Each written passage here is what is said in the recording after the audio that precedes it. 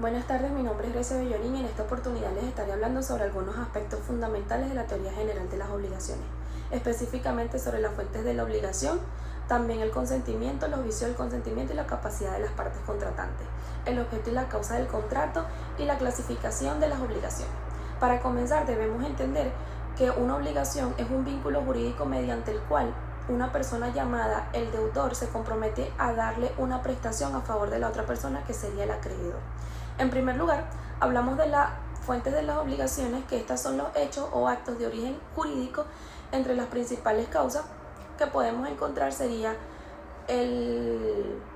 la ley, el contrato, la gestión de negocios y también así el enriquecimiento sin causa. Gracias a estas fuentes surgen derechos y obligaciones que deben de ser cumplidos por las dos partes involucradas. Seguidamente encontramos el consentimiento. El consentimiento es la manifestación libre y voluntaria de la voluntad de las partes para celebrar un contrato. Para que exista un consentimiento debe haber una oferta realizada por una de las partes y una aceptación por parte de la otra, ya que sin el consentimiento un contrato no puede ser válido. Ahora bien, el contrato puede verse afectado por ciertos elementos conocidos como vicios del consentimiento. Estas situaciones que alteran la voluntad de una persona al momento de contratar. Los principales vicios son el error que ocurre cuando una persona tiene una idea equivocada sobre un aspecto importante del contrato, el dolo, que consiste en el engaño intencional, y también la violencia, que se presenta cuando una persona es como obligada mediante amenaza o coacción a celebrar un contrato. Otro aspecto importante también que juega mucho con con los vicios del consentimiento es cuando no tienes la aptitud legal para tú contraer este tipo de obligaciones y de responsabilidades. Como quien dice, la capacidad legal la tienen los adultos mayores de 18 años, ya que, claro, si no tienen algún tipo de impedimento jurídico o ese tipo de cosas. Ya si eres menor de edad, no puedes contraer algunas de estas obligaciones, al menos de que tengas a alguien que legalmente te pueda representar. Porque hay ciertos actos, como quien dice, jurídicos, que lastimosamente un menor de edad no puede contraer con un mayor de edad. O sea, o tienen que ser partes iguales o tienen que representarte para que tú puedas, como quien dice, acarrear esas responsabilidades jurídicas. Pues ya continuando con el tema, es importante conocer el objeto y la causa de la obligación.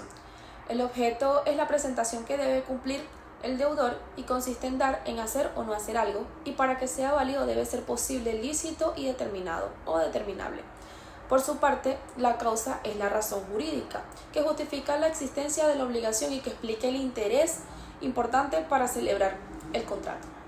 En cuanto a la causa del contrato, es la representación de un fin jurídico que persiguen las partes para contratar. La causa debe ser lícita, verdadera y existente.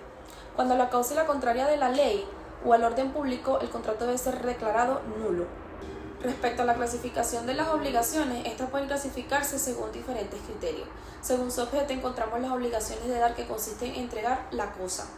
En obligaciones de hacer, que consiste en realizar una actividad. Las obligaciones de no hacer, que implican abstenerse a ejecutar una conducta. Asimismo, según o no estén sujetas a las modalidades, encontramos su obligación de pura simple, que producen efectos de una manera inmediata.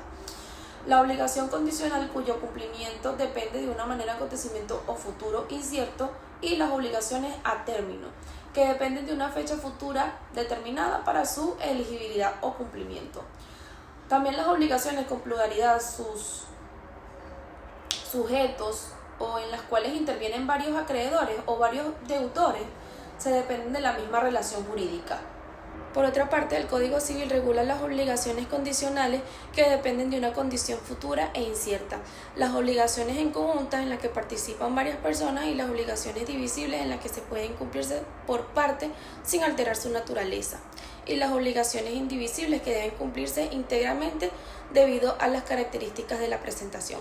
Para concluir, podemos afirmar que la obligación constituye una de las bases fundamentales del derecho, ya que regulan las relaciones jurídicas entre las personas y garantizan el cumplimiento de los derechos y deberes derivados de la ley. Comprender sus elementos, sus clasificaciones, permite entender mejor el funcionamiento de las relaciones jurídicas y de la vida cotidiana. Muchas gracias por su atención.